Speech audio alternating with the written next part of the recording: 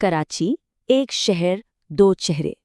एक तरफ चकाचौंध तो दूसरी तरफ गहरा अंधेरा। और इसी अंधेरे से निकली एक ऐसी सच्ची कहानी, इतनी अविश्वसनीय कि उस पर एक ब्लॉकबस्टर फिल्म तक बन गई। चलिए आज इसी कहानी की परतों को खोलते हैं। हाँ, तो एक हालिया ब्लॉकबस्टर फिल्म ने हमें एक जांबाज पुलिस वाले और एक खूंखार गैंगस्टर की कहानी तो दिखाई, लेकिन जैसा कि अक्सर होता है, असलियत कहीं ज्यादा पेचीदा है। ये सिर्फ किसी हीरो और विलन की कहानी है ही नहीं, ये कहानी है उस सिस्टम की जहां सही और गलत के बीच की लकीर धुंधली पड़ जाती है या शायद मिटा दी जाती है। तो कहानी का सेंट्रल स्टेज क्या है? कराची का एक बहुत पुराना और उतना ही बदनाम इलाका, लियारी। अब लियारी की पहचान भी पता है दोहरी थी। बाहर वालों के लिए, मीडिया के लिए ये एक नो गो एरिया था, एक ऐसी जगह जहां जाने से भी डर लगता है। लेकिन वहां रहने वालों के लिए, उनके लिए ये कराची की माँ थी, वो जगह जो उनका घर थी, उनकी पहचान थी। तो सवाल उठता है कि आखिर लियारी में ऐसा क्या था कि इस पर कब्जे के लिए इतनी मारामारी थी। देखिए, वजह कई थी, पॉलिटिकल भी, इकोनॉमिक भी। ये पार्टियों के लिए एक बहुत बड़ा वोट बैंक था। देश का सबसे बड़ा पोर्ट ठीक बगल में था। शहर की सारी बड़ी होलसेल मार्केट यहीं थी। मतलब ये सिर्फ एक मोहल्ला नहीं था, ये कराची में पावर का सेंटर था। चलिए अब मिलते हैं इस खेल के बड़े खिलाड़ियों से, पुलिस, अपराधी और राजनेता। ये वो लोग हैं जो कानून, जुर्म और सियासत के बीच की धुंधली लकीरों पर चलते थे। एक तरफ चौधरी असलम खान, पुलिस मेडल से सजा एक सुपर कॉप जिसे लोग एनकाउंटर स्पेशलिस्ट के नाम से जानते थे। और दूसरी तरफ रहमान डकैत, एक गैंग लीडर जिसे लियारी के लोग अपना रॉबिन हुड कहते थे। देखिए ये विरोधाभासी कितना अजीब है। कानून का एक रखवाला जो खुद कानून के बाहर जाकर काम करता था, और एक अपराधी जो लोगों के लिए मसीहा बना हुआ था। तो ये रॉबिन हुड वाली इमेज बनी कैसे? बहुत सिंपल है। उसने वो काम किए जो असल में सरकार को करने चाहिए थे। एम्बुलेंस चलाना, दवाखाने खोलना, गरीब लड़के लड़कियों की शादियां करवाना। मतलब जब सिस्टम फेल हो गया तो रहमान ने वो खाली जगह भर दी, और इसी वजह से अपने सारे क्राइम के बावजूद उसे लोगों का जबरदस्त सपोर्ट मिला। और ये जो टर्म है एनकाउंटर स्पेशलिस्ट, इसका मतलब क्या है? ये कोई ऑफिशियल रैंक नहीं है, ये एक तरह का यूफेमिज्म है, एक निकनेम उन पुलिस वालों के लिए जो कह सकते हैं कि गैर न्यायिक हत्याओं में शामिल थे। चौधरी असलम की इमेज यही थी कि वो अपराधियों को खत्म करने के लिए किसी भी हद तक जा सकते हैं, भले ही इसके लिए कानून को ताक पर क्यों न रखना पड़े।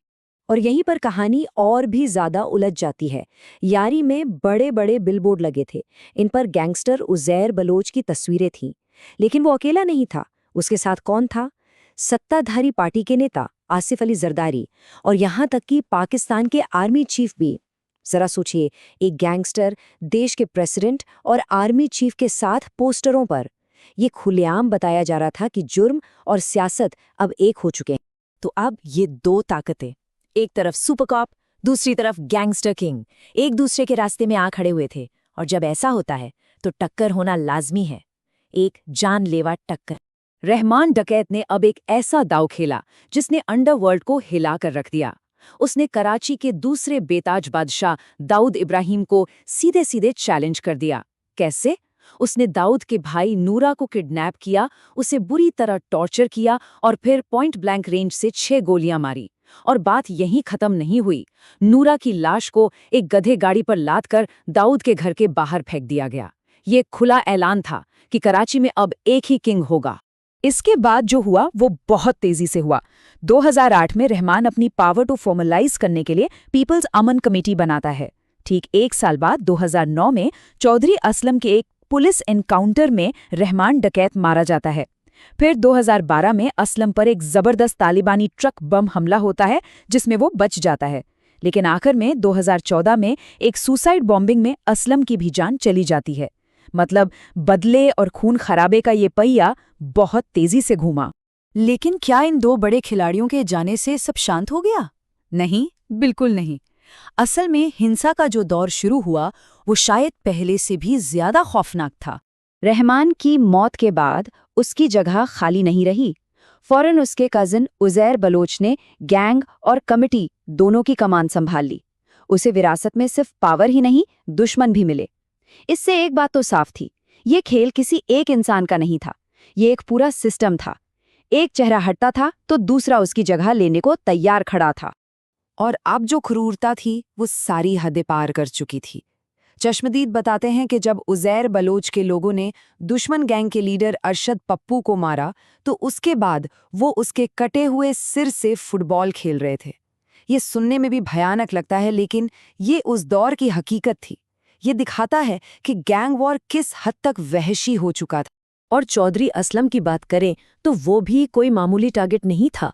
जिस आखिरी हमले में उसकी जान गई, उससे पहले उस पर 9 बार जानलेवा हमले हो चुके थे और हर बार वो बच निकला। ऐसा लग रहा था मानो वो मौत को लगातार धोखा दे रहा हो। तो सवाल ये है कि वो सुपरकॉप आखिर मारा कैसे गया? जवाब है धोखे से। और धोखा भी किसने दिया? उसके सबसे भरोसेमंद लोगों ने। उसके अपने ड्राइवर और बॉडीगार्ड ने उसकी मुखबिरी की। ये उस दुनिया की सच्चाई है जहां आप कभी नहीं जानते कि कौन दोस्त है और कौन दुश्मन। असलम की मौत पर एक और थ्योरी भी है, एक कॉन्स्पिरेसी थ्योरी। कुछ लोग कहते हैं कि उसे इसलिए मारा गया क्योंकि वो सिस्टम के बारे में बहुत कुछ जान गया था, कि वो खुद सिस्टम का एक हथियार था, और जब वो ज्यादा जानने लगा तो उसी सिस्टम ने उसे रास्ते से हटा दिया ताकि सारे सबूत मिट जाएं। क्या ये सच है?